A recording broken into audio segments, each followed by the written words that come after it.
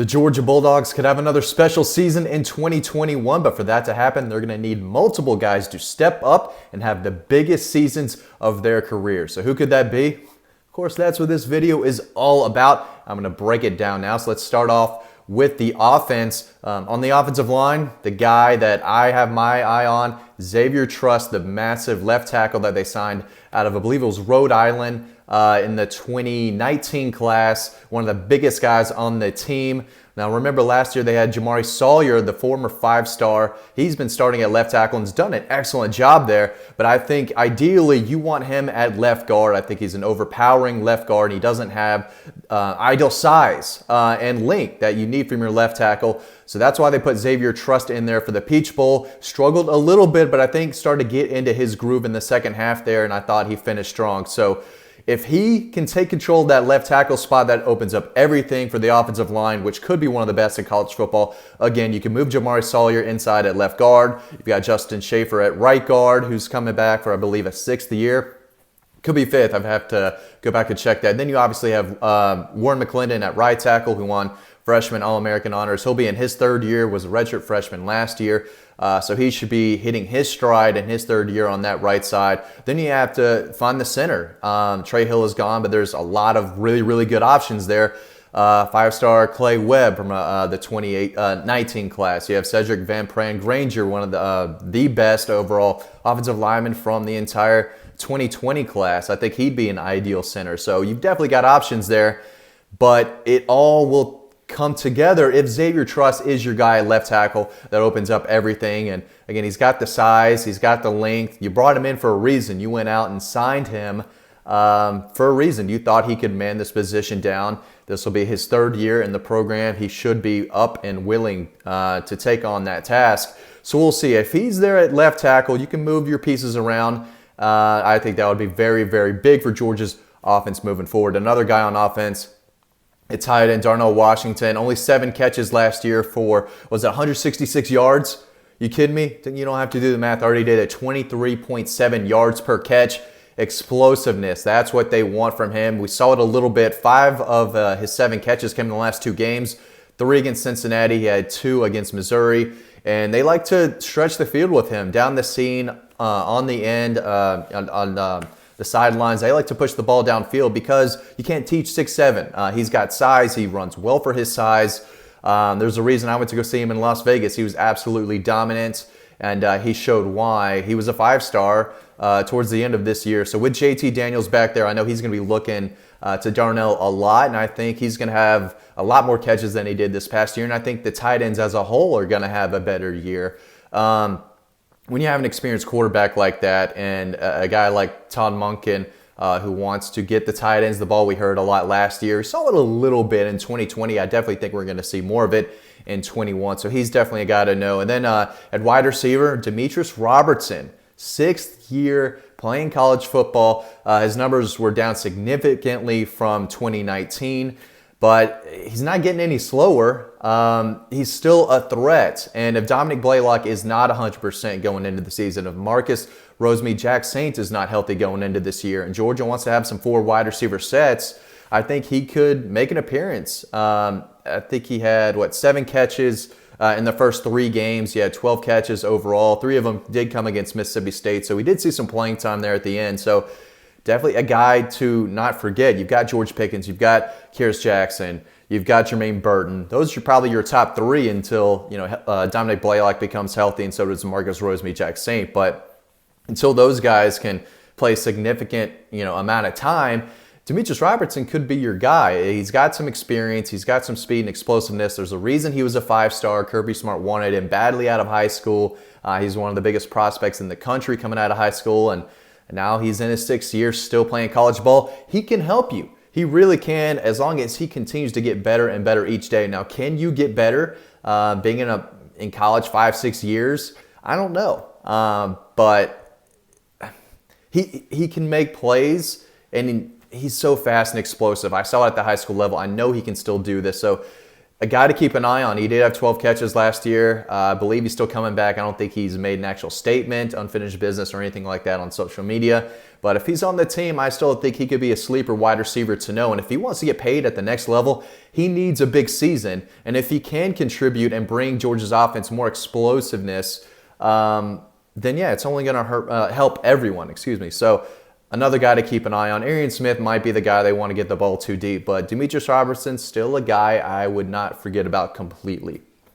On defense, got to start with Nolan Smith, 5-star, number 1 player in the country out of high school. I went to go see him. He's probably a top 10 player, high school player that I've covered the past 6, almost 7 years doing this. He was very, very good every time I saw him. I understand why he was a 5-star and one of the top players in the country. 22 tackles last year, shared a lot of time, obviously, with Adam Anderson, Jermaine Johnson, Quay Walker, all those linebackers. So it's not like he's an every down linebacker out there. He's definitely a specialist who can get after the passer. Only 2.5 sacks last year. Don't let that fool you, though. 17 quarterback hurries. When he was in there, he was making an impact. He wasn't getting his ass kicked being thrown around. He was causing pressure, causing havoc, didn't get to the quarterback a ton, but there were a lot of boring defensive drives because they're getting after the passer. He throws it away, throws it in the ground, boom, 3 and out. Georgia gets the ball again, and you kind of forget what just happened. And it was a lot of those times. It was Nolan Smith running the quarterback out of the pocket, making him throw out of bounds. Just those boring, normal plays that you forget about. That's where Nolan Smith has done a lot of damage, and I think people have kind of forgotten about it because Azeez was getting to the quarterback, making plays. Adam Anderson finished. He got to the quarterback more than Nolan Smith did, but 6'3", 235. I don't know if it's because he's a little too small for the position, or if it was mostly because he was just sharing time or just going against quarterbacks who threw the ball away at the last minute before he could make a play. Maybe a combination of all the three. But he's not getting worse. He's extremely athletic. He's quick off the ball. He can get after the passer. And we've seen, especially in his freshman year, him set the edge against the run. He did that extremely well at Auburn his freshman year. So he's a smart player. He knows what he's doing out there. He gives it 100%. He knows how to get after the passer. I've seen him do it for years and years now. And, he did create havoc. He's not a guy who you look at these mock drafts and he's, going first, second round or for any of the future drafts, anything like that. There's not a ton of buzz around him from an NFL perspective because the numbers aren't exactly there yet. But he's a guy who is making plays quietly. And I think this is the year where he needs to come and have a monster year and get to the quarterback and get those sacks and say, you know what, there's a reason I was number 1 out of high school. I am a future NFL pass rusher, and I'm going to use this season to prove that. So this is a monster season for Nolan Smith. Azeez is gone. Jermaine Johnson is gone. When they're trying to get after the passer, it's going to be Nolan and Adam Anderson coming from both sides. Who gets there first? I think Nolan's going to get there a lot in 2021. He needs it. He needs a big year. He came in. This is a 3-and-out guy. All these 5-stars are. So in the back of his mind out of high school, he's thinking, I'm going to go to Georgia. I'm going to tear it up 3 years and out. That's what everyone thinks. And if he wants to do that, he's going to need to have a really big year in 21. And it wouldn't surprise me at all if he did. Another linebacker, another 5-star, Kway Walker. It seemed like the light was turning on for him towards the end of the year, started getting more playing time with Monty Rice being hurt. But Nakobe Dean is the guy in the middle of the field at middle linebacker.